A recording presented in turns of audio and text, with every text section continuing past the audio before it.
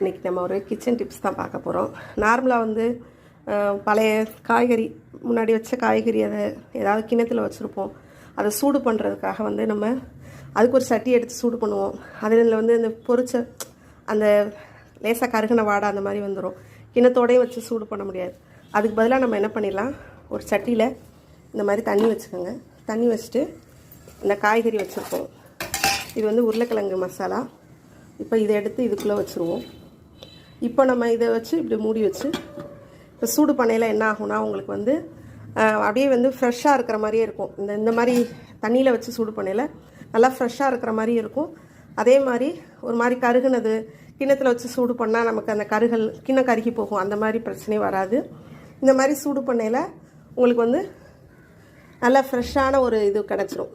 நம்ம அதே மாதிரி பழைய வாடையும் வராது, அந்த ஃப்ரிட்ஜ் வாடையும் வராது. இப்போ நம்ம ஃப்ரிட்ஜில் எடுத்து நம்ம சூடு பண்ணிக்கிட்டு இருக்கோம்.